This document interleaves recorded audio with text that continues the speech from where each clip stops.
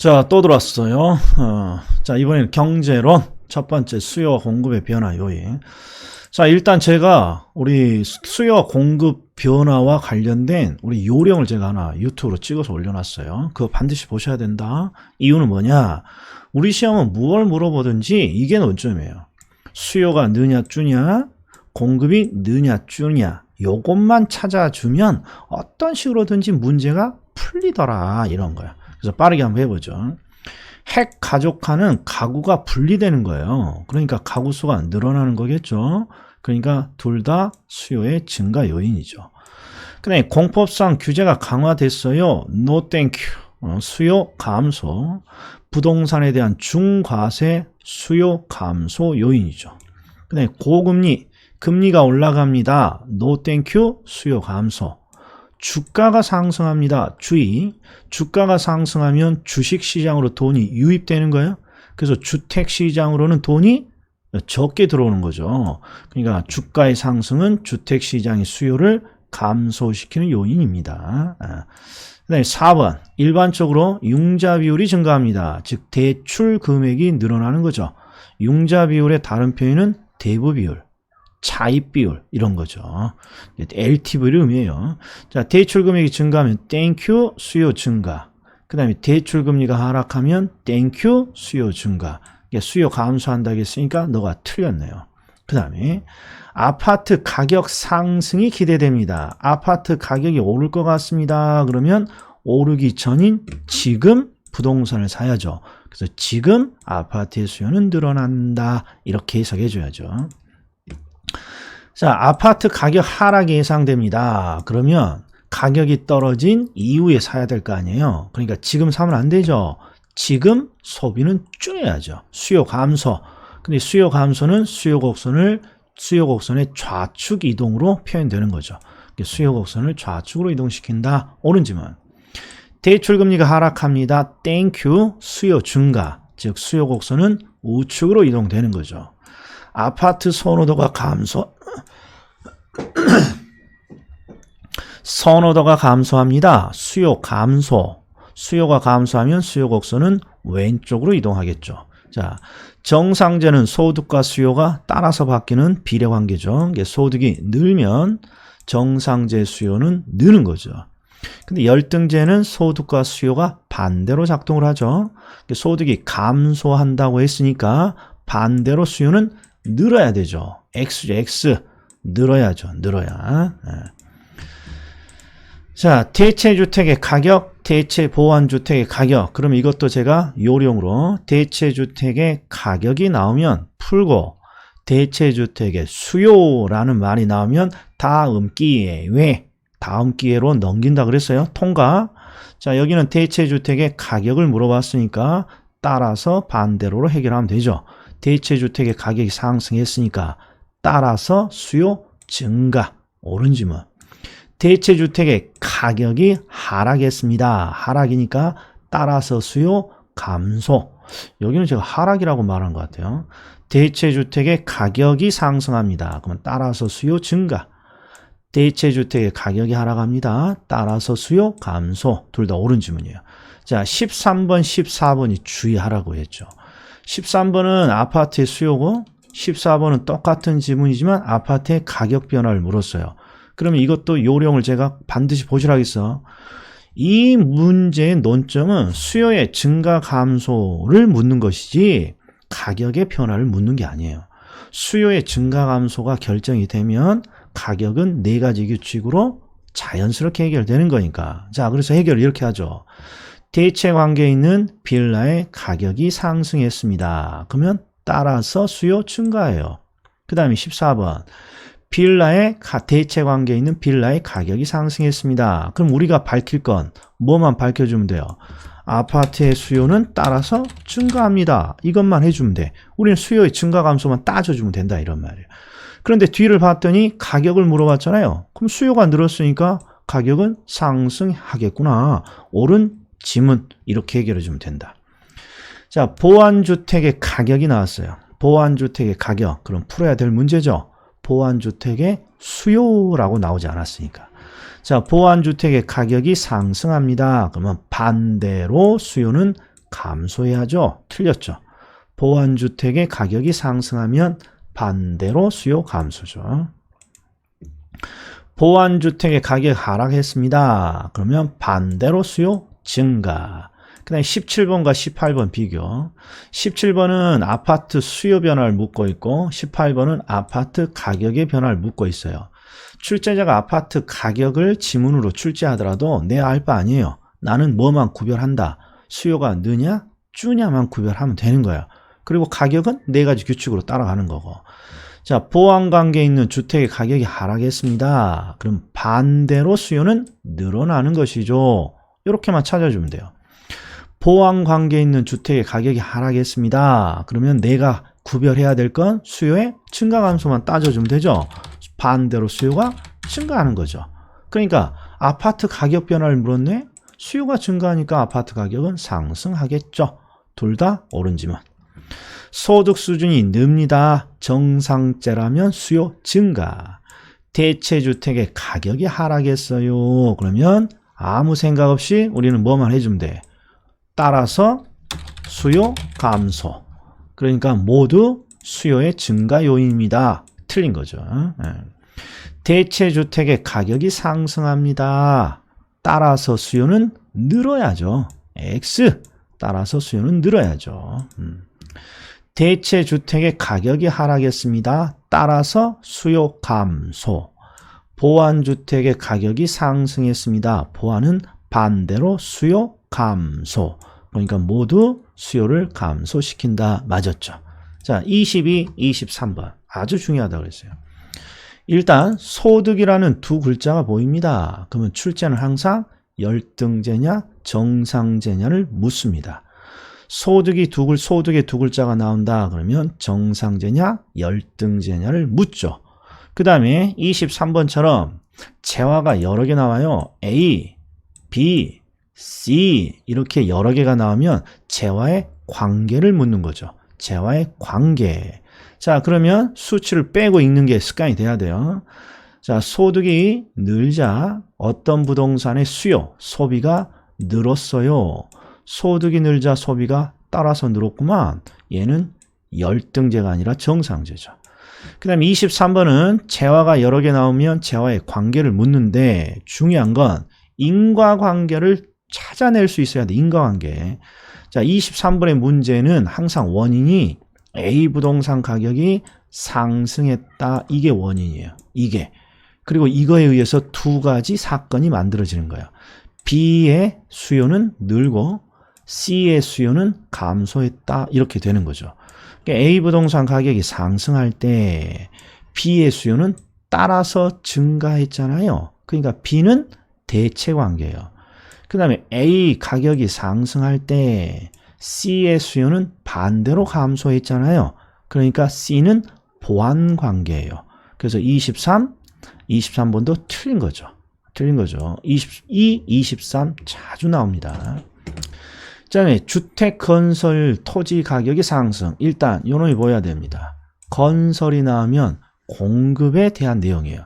그러니까 우리는 뭐만 해주면 돼요. 공급이 느냐 주냐만. 느냐 주냐만.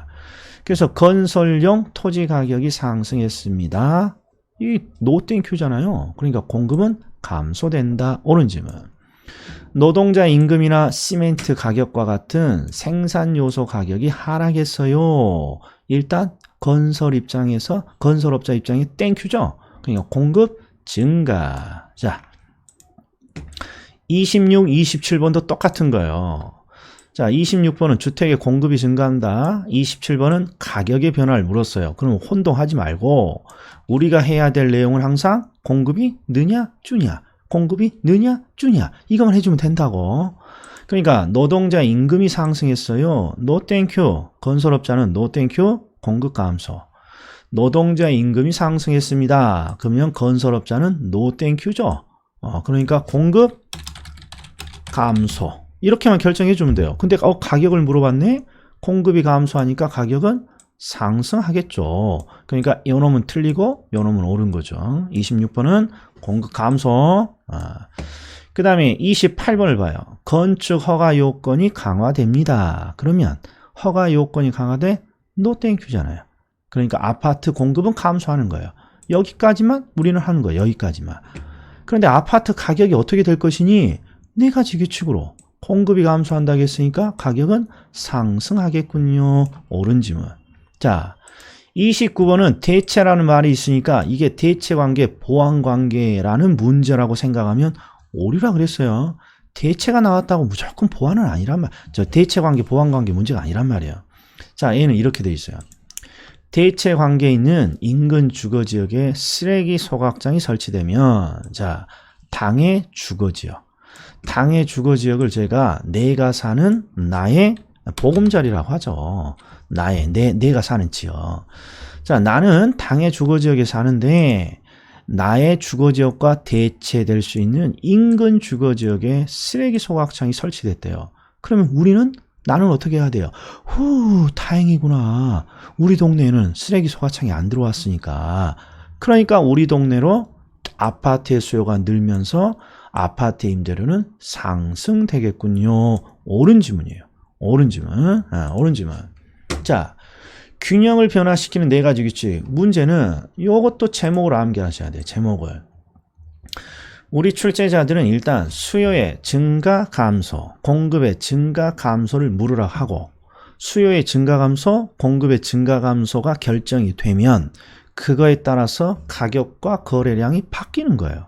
그걸 네 가지 규칙이라고 하는 거죠. 자, 그런데 첫 번째, 가격을 상승시키는 요인을 물었으니까 수요는 증가해야 되고 공급은 감소해야겠죠. 거래량을 감소시키는 요인이라면 수요는 감소해야 되고 공급도 감소해야 되는 거죠. 자, 3번 같은 문제예요. 아파트 가격이 상승하면서 대체제인 오피스텔을 줬어요. 자, 그러면 시작. 대체 관계에 있는 아파트의 가격 변화, 그런 문제 푸는 거예요. 근데 아파트의 수요 이렇게 나오면 풀지 않는 거고 통과하는 거고. 아무튼 아파트 가격이라고 했으니까 우리가 풀어야 되죠. 그리고 해석을 어떻게 해야 돼요?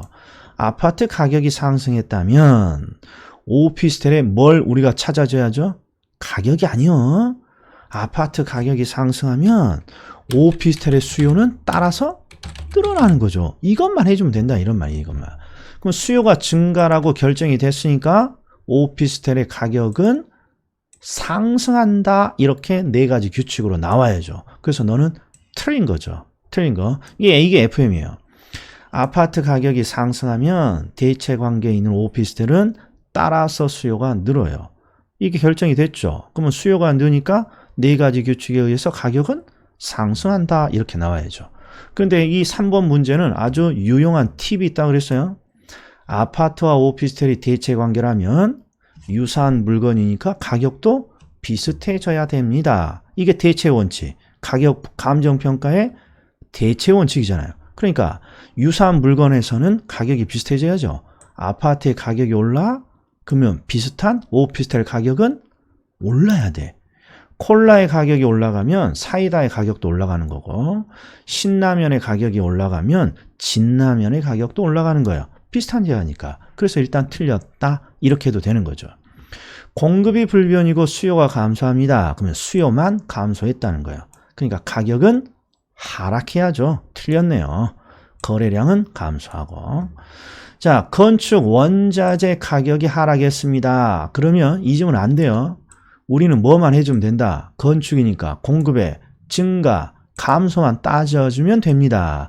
건축 원자재 가격이 하락했으니까 땡큐 공급 증가. 그럼 이제 나머지를 보면 돼요. 공급이 느니까 가격은 하락하고 거래량은 증가하는 것이지. 이거 옳은 질문이죠. 항상 이것만 해주면 되는 거예요. 수요의 증가 감소, 공급의 증가 감소만 따져준다. 자, 균형 변화. 동시에. 자, 동시에는 항상 거래량을 먼저 보는 거죠. 그래서 수요가 증가하면서 동시에 공급이 증가합니다. 그러면 거래량의 변화는 반드시 증가해야죠. 거래량의 변화는 반드시 증가해야죠. 그 다음에 수요가 증가하면서 동시에 공급이 감소합니다. 그러면 한쪽은 양을 증가하고 한쪽은 감소시키니까 거래량의 변화는 알 수 없는 거죠. 자, 그런데 여기서 하나 더 하자고요. 시험에 아주 어려운 표현이 나왔어요. 알 수 없다와 똑같은 표현인데 알 수 없다를 어떻게 표현합니까? 그럼 이렇게 표현한다고. 거래량이 증가할지 감소할지 그 여부는 수요와 공급의 변화 폭에 의해 결정됩니다. 이렇게 나왔어요. 이거 옳은 지문이에요, 틀린 지문이에요? 똑같은 표현이에요. 자, 수요가 증가하면서 동시에 공급이 감소한다면 거래량의 변화는 알 수 없는 거잖아요. 한쪽은 늘리고 한쪽은 줄이니까. 그러면 거래량이 늘지 줄지는 어떻게 확인하는 것입니까? 자, 수요의 증가가 더 많이 수요가 더 많이 변화가 이루어졌다면 항상 시장은 변화가 많은 쪽을 따라가는 거니까 수요의 증가에 의해서 거래량은 늘겠지만 반대로 공급의 변화가 크게 일어났어요. 그러면 공급을 따라가겠죠, 시장이. 그래서 공급의 감소를 따라서 거래량은 감소하는 거죠. 그러니까 거래량은 알 수 없다의 동의어는 거래량이 증가할지 감소할지 그 여부는 수요와 공급의 변화가 누가 더 많이 일어났느냐 그 여부에 의해 결정되는 거죠. 자, 한번 더 해보자고요. 수요가 감소하면서 동시에 공급이 증가해요. 그러니까 거래량의 변화는 알 수가 없어요. 그럼 다시 거래량이 감소할지 증가할지는 뭐에 의해 결정되나요? 수요의 감소가 더 많이 일어났는지 공급의 증가라는 현상이 더 많이 일어났는지 그 변화의 폭에 의해 결정됩니다. 이게 나오면 어려운 거죠.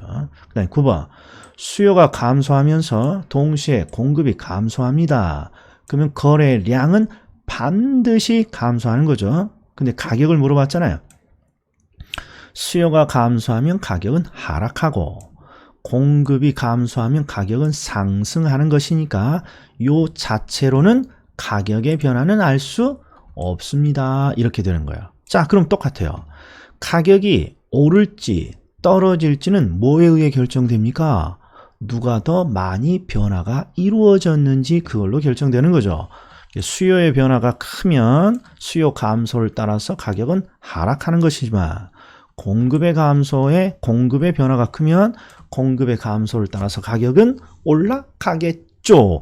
이게 또 올라야 돼. 이게 이해가 안 되면 이게 여러 번 보셔야 돼. 지금 요거 제가 시험에 지금까지 나온 거 싹 지금 말로 풀어드렸으니까 수업 중에도 해드렸고 이제는 잊을 때 됐어. 얼른 다시 한번 보죠. 자, 이번에는 수요의 증가, 공급의 증가라는 동시에 사건이 터졌지만 이런 게 바로 뭘 준 거예요? 이게 바로 변화의 폭을 준 거란 말이에요. 변화의 폭을 주면 누가 더 많이 변했느냐만 찾으면 되죠. 수요의 증가가 크다. 밑에는 수요의 감소가 작은 상황이니까 공급의 감소가 크게 변했군요. 이렇게 따져주는 거죠. 그러면 수요의 증가가 크게 변했으니까 수요의 증가를 따라서 가격은 상승하고 거래량은 증가합니다. 수요의 감소가 작은 상황이니까 공급의 감소가 큰 상황이죠. 가격은 상승하고 거래량은 감소합니다. 이렇게 해결을 하는 거죠. 그럼 지금 경전원에 수요의 증가 감소, 공급의 증가 감소, 이거에 의한 균형 가격과 거래량의 변화 정리해 드렸습니다. 다음에 또 뵐게요.